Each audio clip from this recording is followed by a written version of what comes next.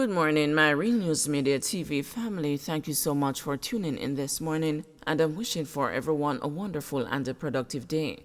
And in the news this morning for December 16, 2023, St. James Police say rolling use of SOEs are reaping success. Superintendent in charge of operations in St. James, Aaron Samuels, has lauded as successful the use of states of public emergency in St. James. An SOE was initially imposed on November 8 in response to the increased gang violence and the killing of 2 children in Salt Spring. The measure has since been reimposed every 2 weeks since. Superintendent Samuels noted that, despite the challenges with curbing crime, the continued imposition of the SOE has made the situation manageable in one of the country's hotspots. We have been reaping some successes up to the weekend past, where we had an increase and uptick in murders in some areas that were not previously active. Now, as usual, we have pulled ourselves together and ensured that we got things under control. We have some of the main players in custody, and we have had some successes in recent incidents as well in terms of convictions, persons pleading guilty to incidents based on video footage, etc. We are looking to go into the Christmas Yuletide season with a little bit more assistance coming from headquarters in Kingston. We should see a lot more police officers, especially motorcyclists on the streets. We will be pulling persons out of our administrative roles and putting them in operational roles. U.S. Embassy security guards sign wage deal. The Union of Clerical, Administrative and Supervisory Employees and the G4S Guardsman joint venture, which employs more than 200 security guards attached to the U.S. Embassy in Kingston, have signed a new wage agreement. UK's President Vincent Morrison told the news that the guards signed off on the wage package on Friday afternoon. He said the union and the company wrapped up the deal during a meeting Thursday night. Mr. Morrison described the package as a good deal for the security guards. The 5-year wage package is effective July 1, 2023. The package offered by the company put to the delegates and the workers, and I'm pleased to announce that the workers have accepted the package offered by the company effective 1st July of this year. The package will run for a period of 5 years, consistent with the life of the contract that G4S Guardsman Limited Joint Venture has with the US Embassy through the State Department. The wages is in excess of 35% over the period of the contract. When we add the lump sum payments that range from $175,000 up to $287,000, it's quite a decent adjustment to the rate going forward. We are going to meet with the management this afternoon to sign the agreement on behalf of the employees. Holness seeks to quell concerns over hate speech stance.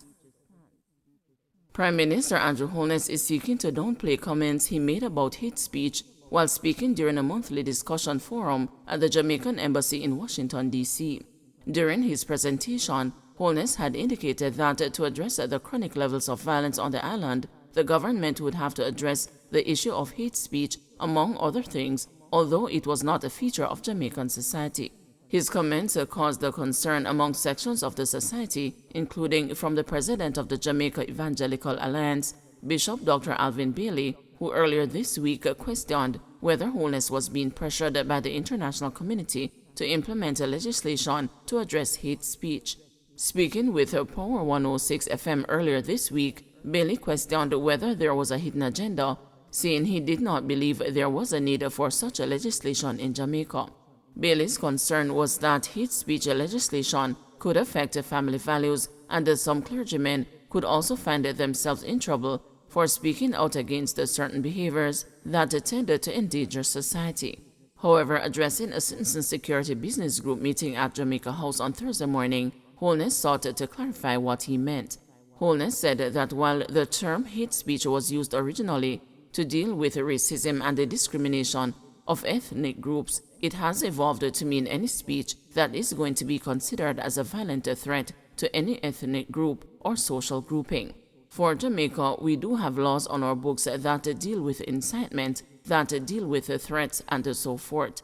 My intention was to kind of guide the conversation around how is violent language not just inciting, but normalizing the use of violence towards each other.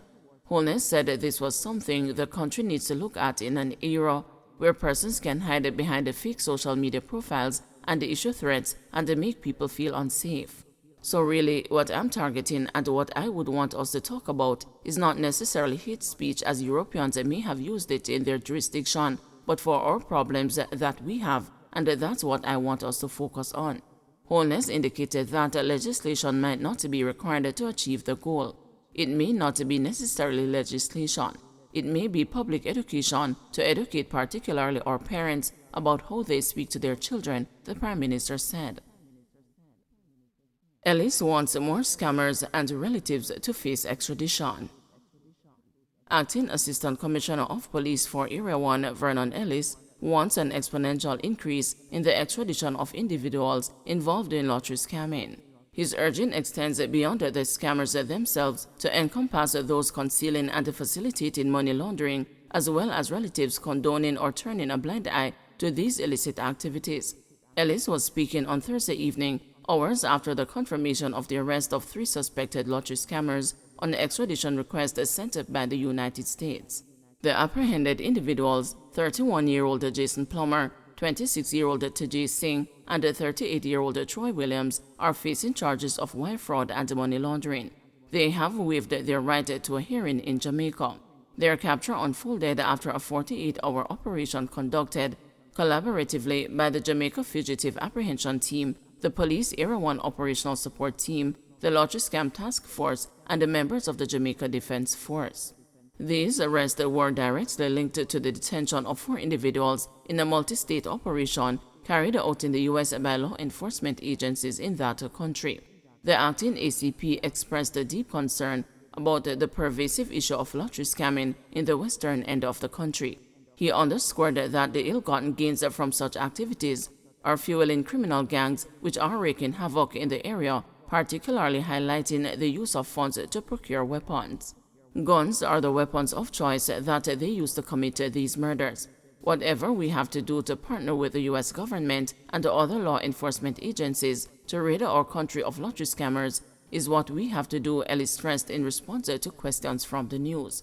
Addressing the misconception that defrauding innocent people is harmless, Ellis pointed out the dangerous consequences that often go unseen. He stressed that scammers amass significant wealth, acquire weapons, and turn on each other, leading to loss of innocent lives. Their mainly elderly victims are also left to suffer, many spiraling into depression and bankruptcy, and some eventually taking their own lives. The acting ACP said that with continued partnerships, they aim to increase the number of extraditions from the average 3 or 4 individuals per extradition to 10 in each instance. The arrests represent Jamaica and U.S. bilateral cooperation and a commitment to address the root cause of violence in Jamaican communities. Those who are feeling safe and enjoying the benefits of lottery scamming should be aware their time is coming, warned Ellis, indicating that additional arrests targeting scammers are in the pipeline. As part of a broader strategy, Ellis urged the individuals not yet involved in scamming to steer clear of such activities, encouraging them to seek legitimate employment or training opportunities. For those facing extradition, he expressed hope that they would face the full extent of the law in the foreign country. The lottery scam in Jamaica originated in the mid-2000s and has evolved over time. It typically involves scammers contacting individuals, often elderly ones, claiming that they have won a lottery or prize, but need to pay fees or taxes upfront to claim their winnings. Lottery scammers employ sophisticated techniques, including the use of advanced technology, fake identification, and manipulation tactics to persuade the victims to send money. They may also use threats and intimidation to coerce individuals into compliance. Phone linked to secret tapes admitted into evidence. The cellular phone used to secretly record conversations between contracted killer Denvolin Minot and the Portland businessman Everton Beach Stout McDonald was on Friday admitted into evidence, paving the way for the tapes to be heard. The 48-year-old murder convict, who is serving a 19-year prison sentence, previously told the court that the businessman offered him $3 million to murder his wife, Tonya, but that he subcontracted the hit to Oscar Barnes. Minot had also testified that he secretly recorded about 120 conversations between him and McDonald after downloading a call recording application on the phone.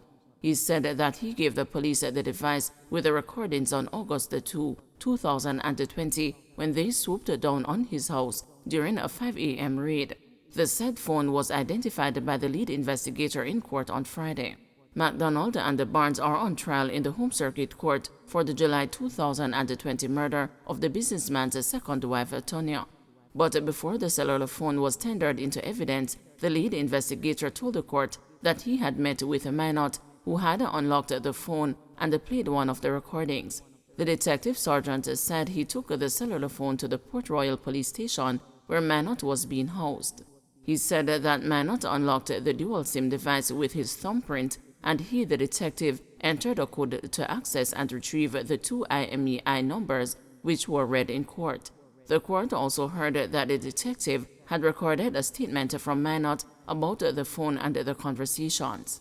Earlier this week, another investigator told the court that he seized Minot's cellular phone on the morning of his arrest at his home in Ranch Hill, Portland.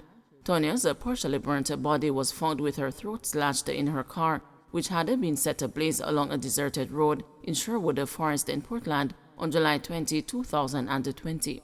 The post-mortem found that she had been stabbed 10 times. The detective sergeant will continue his evidence on Monday.